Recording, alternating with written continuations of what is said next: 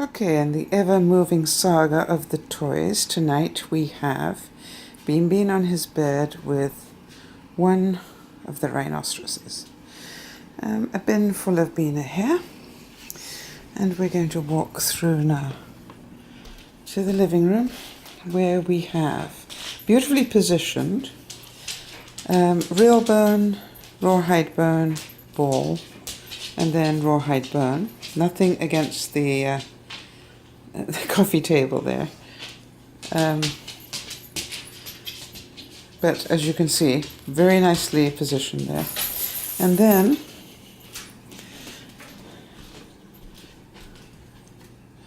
this is an interesting grouping here. We have rhinoceros, ball, flubber, and some Hello leftover. everybody, this is DearMamaSal and it's Tuesday morning and I have a passenger with me this morning. I've got Laurie with me and she's going to take the car to go and do some stuff after she's dropped me off at work. It is a cool 1 degree Canadian and of course 33 degrees American. And talking about the weather, I really wanted to let you know that my heart goes out to any of you who are traveling for Thanksgiving weekend in the States. I hear that the weather is really beginning to look pretty darn nasty and that some of you are going to be severely challenged to get home for Thanksgiving. So I'm hoping that that's not the case in your family. However, I do know that a lot of my viewers come from Ohio, and I hear that that's getting pretty socked in right now, if I understand the weather forecast properly. And never mind the eastern seaboard, for those of you who are there, it looks like that snow's coming in pretty hard as well. So my thoughts are with you, and I wish you great patience. And isn't it about time we lobbied for Thanksgiving to be at a decent time of the year when the weather's going to be better? It always makes me laugh that we do these things, when the weather is so bad. Anyway, take it easy and be late rather than risky. That's always the thing I would recommend most highly. I had a really good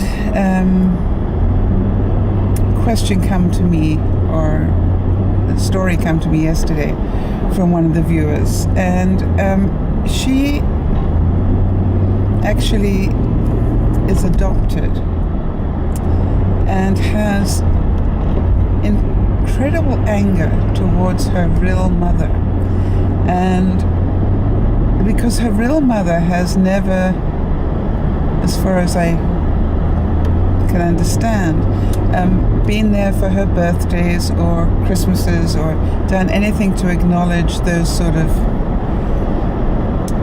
high days and holidays. And you can hear, as you read her note to me, you can hear the anger that she has about this. And then there's part of me that goes, I can almost hear some of you saying to me, well, I wasn't adopted and my parents don't bother to acknowledge my birthday or Christmas or anything else. And I'm certain there are quite a few of you out there that are muttering that as you listen to this. So, but the question was, and I guess still is how do you let go of that sort of level of anger? And it's a difficult one because, again, it's not something you can take a quick pill for, as you've heard me say. It's something you've got to work on because it's not something external, it is internal. It is how you process this that will make the difference. So this lady that was writing to me said she didn't hold quite as much animosity to her father because her father had at least tried every now and then to acknowledge her birthday and Christmas or something like that. And I know from my own experience of knowing people who are adopted that some people see this a very different way. Some people are very grateful that they got adopted because the family they ended up in was obviously far healthier than the one that they left. Whereas others hold on to that resentment that I was a giveaway I mean, that's how they see it. I was a giveaway. Well, I don't think that many people give away children quite as easily as you think. You know, it is not what I call an action of choice necessarily in a lot of people's mind. It is an action of inevitability or an action of survival in some cases. So you look at it and you go, is it right, you know, that you were given away? No, but is it right that some people get sick and others don't? Is it right that some people struggle more than others? No, it's not a right. It's not about right. It just is what it is. How many times have you heard that? It just is what it is. And so our job in life is to deal with what is and try and make today as happy as we can, because we don't know if we've got a tomorrow, and we sure as heck cannot change yesterday or the many yesterdays that go before it. So if we constantly hold on to this anger of the past, then we don't live, we survive. And so I wouldn't wish that for anybody. But the process is difficult. The process is you have to really stop waiting for the apology that you're hoping for. You have to stop waiting for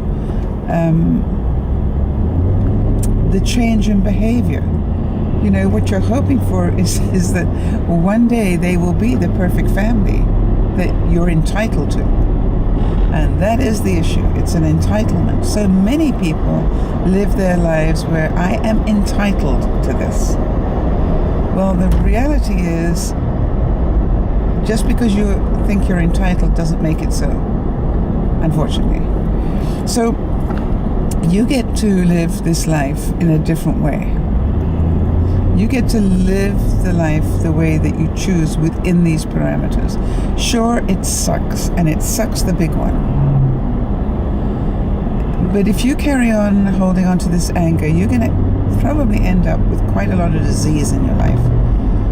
If you study any of this stuff, that you will find out that, you know, having this negative energy around you all the time also ends up being a pretty sick situation internally as well as externally.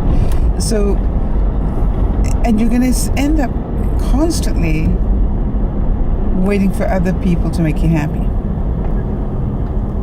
because that's your right. So no, don't look at it like that. Say to yourself, okay, fine, it is what it is. And quite honestly, from my experience in talking to other people who've had these sort of things happen, really you have to make that decision every day of your life. And sometimes every hour of your life, and sometimes every moment of your life. The same, if you like, as I have to do about not smoking. Everybody thinks, oh gosh, you know, so you gave up smoking, oh good for you, it's all over. No. Every single day I fight it. Every single day I have to say to myself, I can, you know, things happen, I go, oh, I could do with a cigarette right now, and I go, no, you could not. You could do with a break, you could do with a moment of relaxation, go get a coffee, do anything, but you do not want a cigarette right now. Do you understand? I'm still, to this day, nearly a year later, constantly on a daily basis fighting that devil.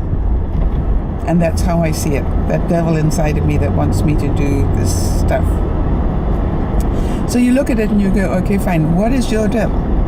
Is your devil anger? Is your devil resentment? Is your devil hatred? I don't know what it is, but we all have that. And every day we all fight those things.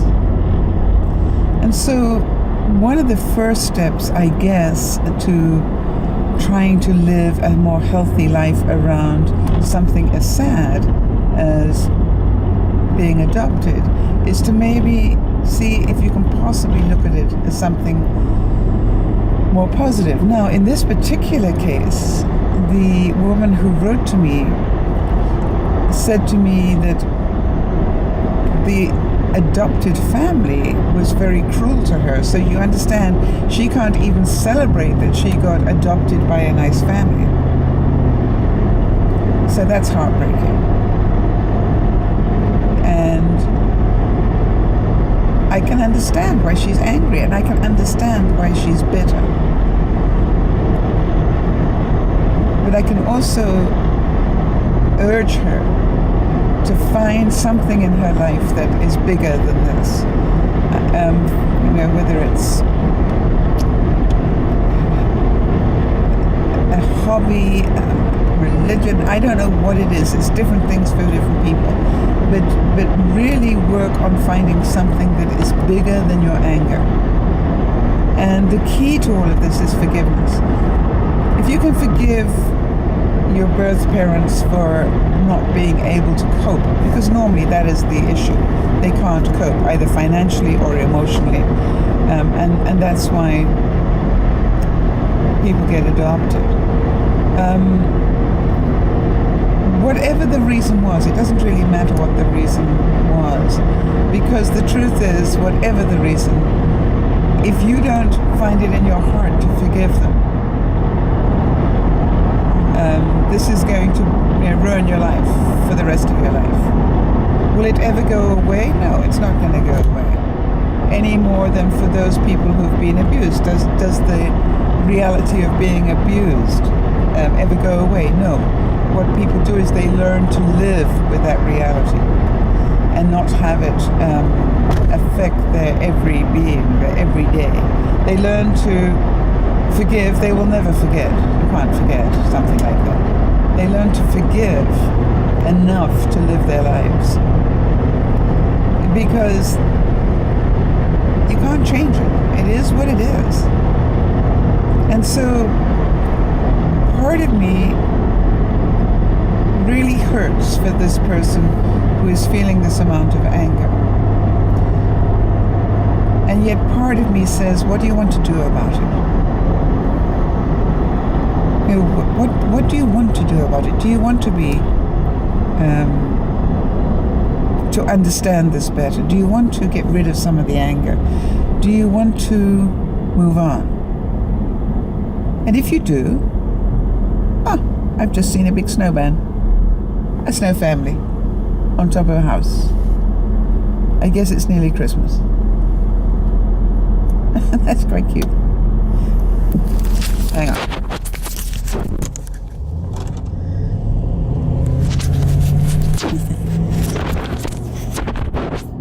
I hope I got the angle right.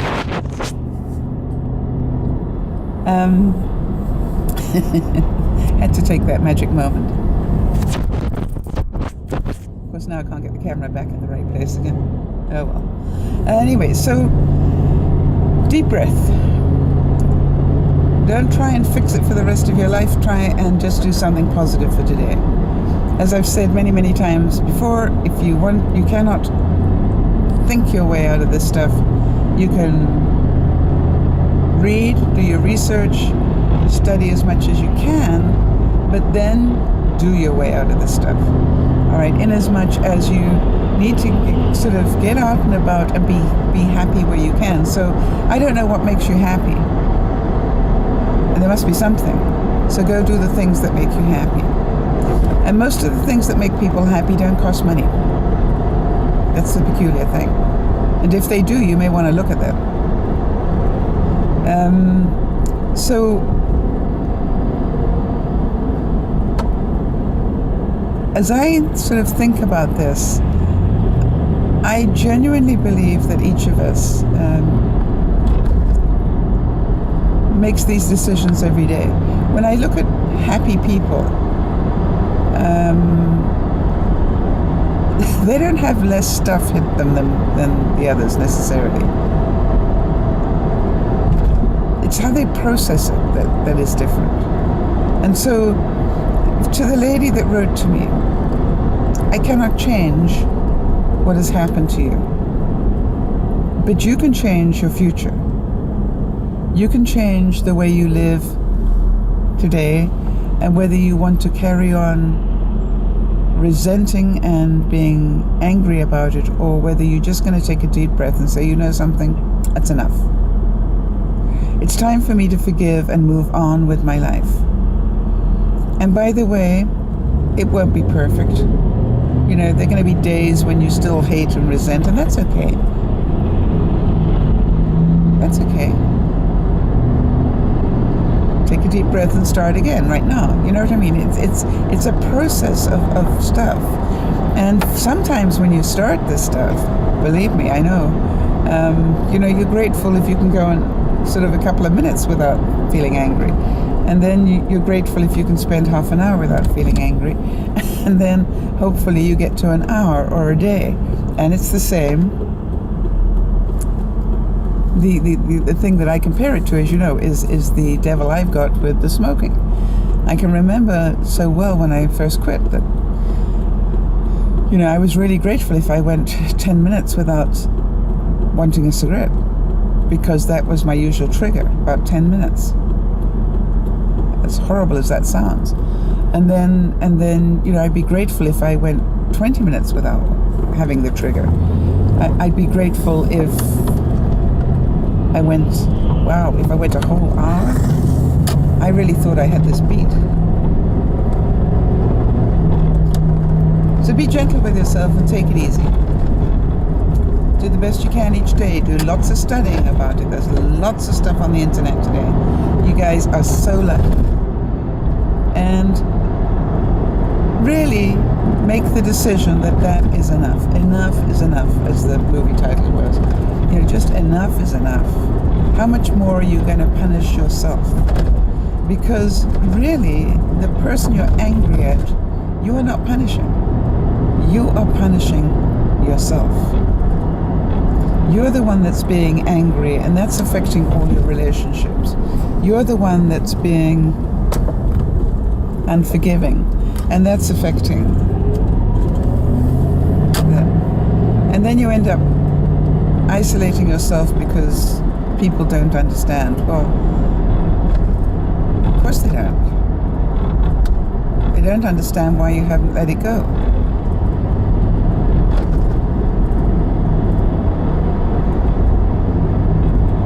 And so it's not that they don't care, it's like everybody's got their stuff. Okay? So I'm sure that some of you will really relate to this story. And if you do, feel free to give us some more input. And if you've managed to be one of these people who has had this happen to them and now living a normal life, or as normal as is possible, hang on, please just let us know so we can share that knowledge. Anyway, this is Dear Mama Sal saying have a virtual hug and a great day. And we'll chat again tomorrow. Bye-bye for now.